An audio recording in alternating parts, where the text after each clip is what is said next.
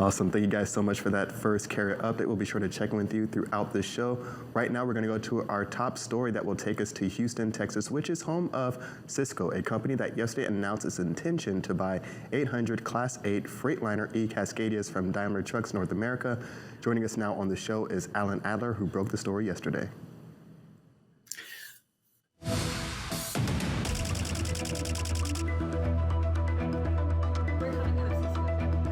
Us from Detroit as usual. So thank you for being here. And let's talk a little bit about this because the buy is huge, right? This almost equals Daimler Trucks' total number of purchased electric trucks all of last year. So what can you tell us about the deal? Well, I think it is a surprise in the sense that, good morning, you guys. I think it's a surprise in the sense that we haven't seen anything quite like this yet. We've been in that sort of dozens and scores of trucks so far. Last week at the Clean Transportation Expo in California, you had a couple of announcements in the 60s and 30s and things like that. This is big in the sense that it is perfect for a company like Sysco because they are a regional haul and local hauling kind of company. So these trucks at 230 miles on a single charge, are ideal for what they do. They were among probably a couple dozen companies that tested the Daimler eCascadia during what was called the customer experience fleet back in 2020. And here you go. You've got this very large order. Now, understand it does go out through 2026, so they're not going to get all the trucks right away. Daimler couldn't provide them all right away. But it does certainly signal, I think, a step change in this space. And Alan, given the previous e-truck purchases in the past, this one is 10 times as large. Why are they going this big? Well, I think almost all these companies have their goals for sustainability, right? And I think that 27.5% of Sysco's fleet is supposed to be carbon neutral or zero carbon emissions by 2030. So this would be a big step in that direction. A little bit on that 10 times thing.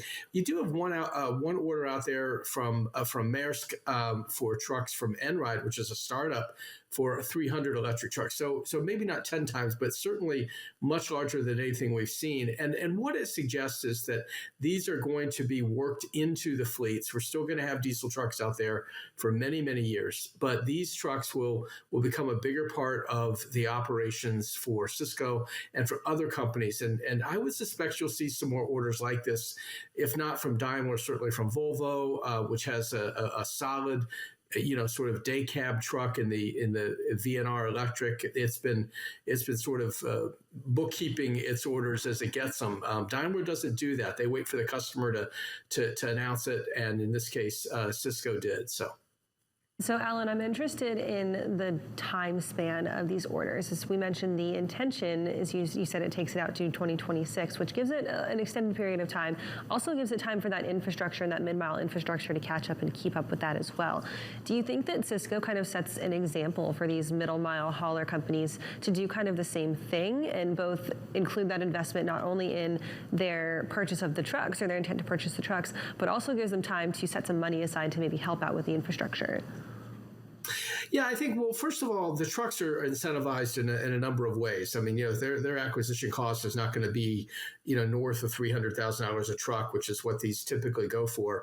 They'll get incentives along the way. And some of that incentive environment outside of California is still developing. Now, Sysco will start its first trucks that it gets from Daimler in California because it probably, although they could not say for sure, they'll probably qualify for these HVIP incentives, which is like $120,000 a truck.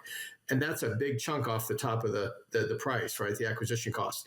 So you'll see also some incentives for infrastructure development.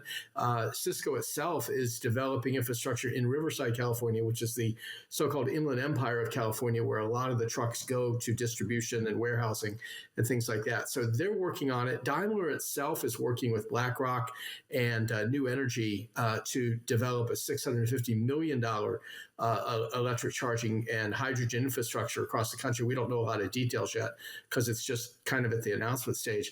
But I think you're right, Kaylee. I think you will see this grow together. You're going to get the infrastructure, and you're going to get the trucks, and and I do think that the Sysco buy probably will influence some others. And the issue here right now is that these trucks really are good for up to about 300 miles. Not quite that many. Volvo is advertising 270, 280 miles on a single charge, but with a lot of batteries. Nikola's electric truck will get you 300 to 350. But you're talking about a 29,000 pound truck, which cuts into your cargo hauling capacity. So, once you get up to about 300 miles in terms of a single charge, that's going to cap it out for a while. And then you're going to have to start looking at fuel cell for longer haul.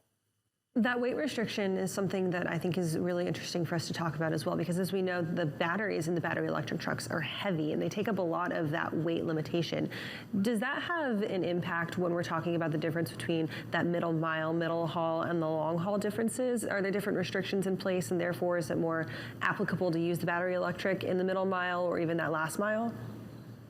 Well, I think, Kaylee, the main use for these early electric trucks, and we are still very early in the game, is going to be for drayage, going back and forth from sort of inland California to the ports.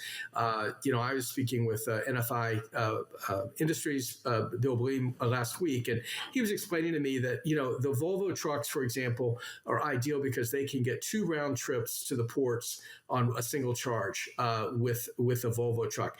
The Daimler truck can't really do that. Even with its new sort of typical 230 mile range, you can't get 2 full rounds. So you see the Daimler trucks maybe going into pickup and delivery. A lot of times the issues with the weight that you mentioned, you do get 2,000 extra pounds of weight to 82,000 pounds now to offset some of the weight of the batteries in California and a few other states. However, the real issue for your regional haul is the term that's called cube out. In other words, if I'm loading potato chips up, I'll fill that truck up a lot faster than if I'm loading, let's call it automotive batteries, right? So you're gonna look at each of these trucks. You're gonna decide what its best purpose is, and use it accordingly. And Alan, when you look at purchases like this, what does this do to the manufacturer's bottom line here?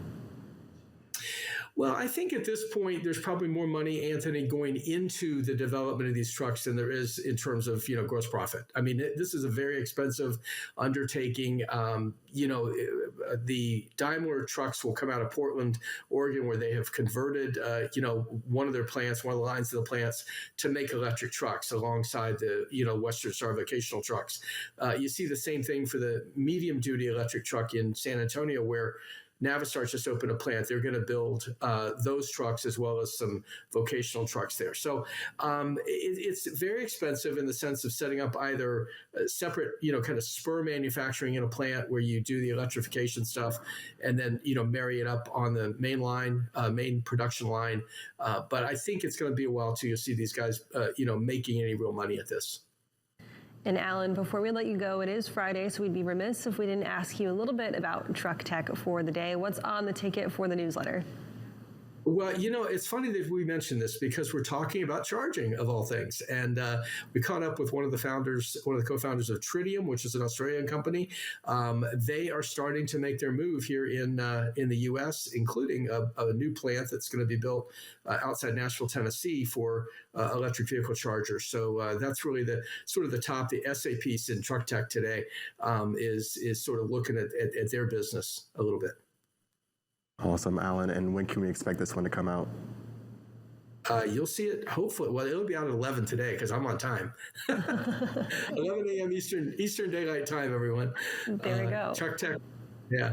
Okay. And for folks who want to subscribe to that newsletter, where can they go to do that? And how many subscribers are you at now? Because I know we constantly talk about the growth in this newsletter. How's it doing? I love this question. Thank you. What a great question. I think we're probably over 8,000 now, which is really tremendous. And a bit over a year, we've seen kind of consistent growth. And, I'm trying to, juice that a little bit myself just by making sure the people that are in the newsletter know that they're in there and hopefully getting them to subscribe. I managed to get a seat made on an airplane coming back from California last week to subscribe right while we were up there, which I thought was definitely the way to go. So, we keep doing that, ones and twos here and there. We'll be up into real numbers pretty soon.